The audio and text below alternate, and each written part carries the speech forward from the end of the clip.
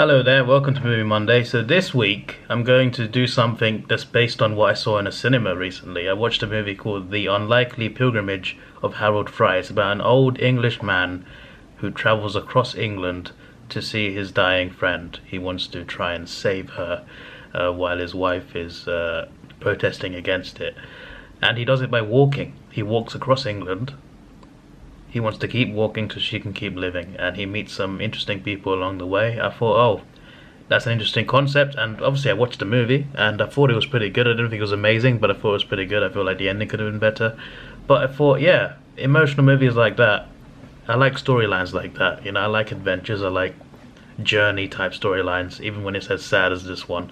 And I watched another review, because I wanted to see what people thought of the movie as well, and I saw some comments about what movie that reminded them of. So people that watched the Harold Fry movie, that movie reminded them of old movies that they watched. So I noted down a couple of them. I'm watching one today. The one I chose is an English one. There's another one that's American that has a higher IMDb rating, but I'm choosing the English one because there's a bit of a comparison there to Harold Fry. I'm not trying to compare the two movies. I just thought, hey, a movie like that, the concept, the storyline is so emotional, has a lot of weight to it, and you can make a great movie out of it. So I wanted to see something similar to that, and someone said it reminded them of The Last Bus from 2021, a fairly recent movie. So this one, the synopsis is, after the death of his wife, an aging man travels across the UK by bus, so that he's not walking, he's taking a bus, to fulfill his pledge to spread her ashes near their first home. So it's a bit different. He's not traveling to save a friend, he's traveling to spread her loved one's ashes. I think this can be a beautiful movie. It's going to be sad for sure, but yeah, it's the movie of choice for this week. And next week I'll probably watch the American one. That's a little bit different, obviously because it's American, but also because it's a bit of a different storyline, but similar tone and type to this one and Harold Fry. So yeah, let's do this. Hopefully it's good. I just watched Guardians 3 today, so now I'm back home and I'm watching this. I just saw the National doing the whole logo thing. This one has a lot of studios. I haven't heard of most of them either. Obviously it's independent, so that makes sense. I saw the National Lottery logo as part of one of the studio logos. Exactly the same in Harold Fry. There was a National Lottery logo just before. Maybe there's similar people behind these two movies. Maybe. Or maybe not, because I haven't noticed the same studios. So they're mixing it up. It's mostly scenes from the present day, but there's also flashbacks to him and his wife. And his wife didn't seem happy in these flashbacks, which I thought was quite interesting. So he's travelling from the most northerly point of Britain, so the very north of Scotland, to the very south of Britain, I think in Cornwall, south west England. So he's doing that journey on a lot of buses. But what I found interesting is the very first scene is when they're young, and she wanted to get out of that place. And I'm curious to know, like, what the context is behind that. Like, why did she want to get out of that place? Because it seemed like they took that same bus journey the other way when they were young. They went from the south to the north. So he's going back down this journey to spread the ashes, so that I'm sure I'm going to get more context as it goes along. But that's interesting, because every flashback you see of him and his wife, she's never happy once. So I'm just curious as to why, like what's going on there. So I remember watching Harold Fry and about how he became kind of famous from his journey, and this guy is the same thing. Like, people record on their phones certain things. He's singing a song to some football fans and a hen do. He stands up for someone on the bus, a much younger man than him, who pushes him over, and I think there was something else that he did as well.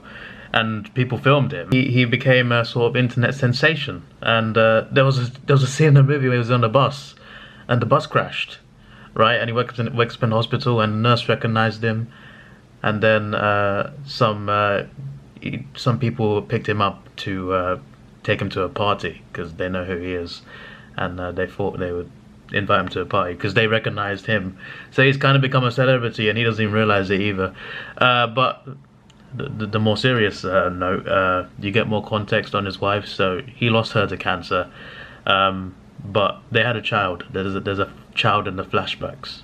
They haven't shown what happens to the child, but you can put two and two together, and I'm pretty sure that they left Cornwall because they lost their son there. She wanted to get as far away as possible that's it. So they went all the way to the north, and he's going back down the exact same route they took. So he's sleeping in the same B&Bs, visiting the same cafes. He's taking the exact route back to the beginning.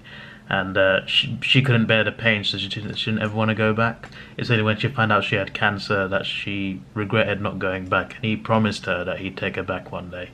And I'm assuming that never happened, but he's fulfilling his promise now by taking her ashes down south. But he also has cancer.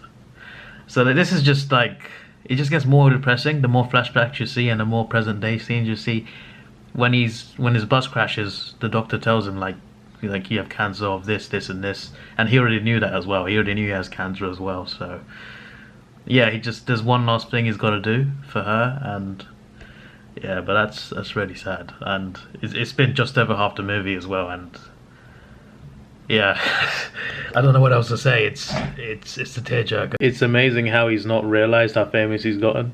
Like, he's starting to get onto buses for free now. Like, he doesn't have to pay anymore because the drivers recognise him. There's even like a radio scene where someone's saying, if you spot him on a bus, let us know. Like, people know what he's doing, what journey he's on as well, specifically. And he doesn't even realise like how famous he is. People recognize him on the street as well. Like, he's all over social media and he has no idea. And it's over. I think that was better than the Harold Fry movie. I'll give this one an 8 out of 10. I think it was very good. They showed that during the credits, the start of the credits, they showed mobile phone footage that people took of him, and you can see like it's in chronological order as well. Like, okay, so this is how he got famous. That's the one thing I forgot. I literally just watched this movie and I forgot one of the things that made him famous. He was, I think it was cheerleaders or a sports team. They were singing, they were doing a melody together, and he was like joining in with his briefcase. But yeah, a beautiful ashes scene at the end. So he spreads the ashes, and then the screen goes white, and then he sees his wife on the bus. Except it's different because of all the flashbacks. You see young him and young her, then you see old him and old her as well. But on this bus at the end, it's clearly like a dream or a vision. It's the old him and the young her. And she's like, you ready? And they go on this bus journey, and you see one more flashback of the two of them young. I think he may have died right after spreading those ashes. You don't see that, but that may have been what happened. That genuinely may have been what happened. But my heart sank at the end. Like, when he got on that bus, and then you see them, you see the two young, they were so happy. Like, I think this is when she was pregnant, or just before she was pregnant. They were happily in love, having a good time. And the very last scene, like the two young couple, the young couple, just underneath a bridge, just happy with so much smiles. I'm not worded this right, but so much happiness. You could see the happiness in her and in him from at that point, and the fact that it all went wrong for them and they had to leave that place. Those final two scenes after the screen goes white, my heart really sank like that. that nearly got me.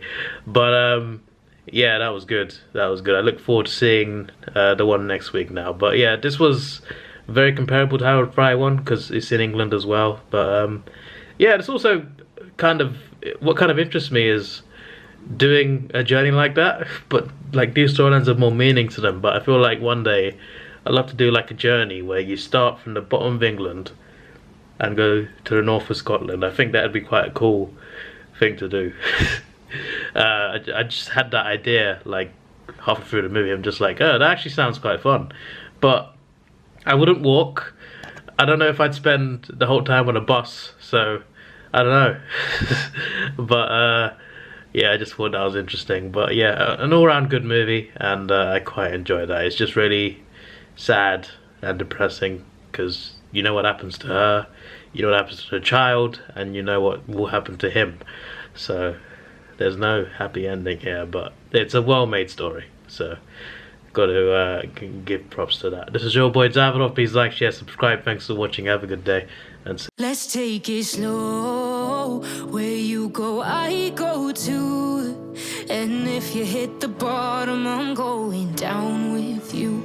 Let's take it slow. Who cares where we gotta be? You know you'll have a good time wherever you're with me. it.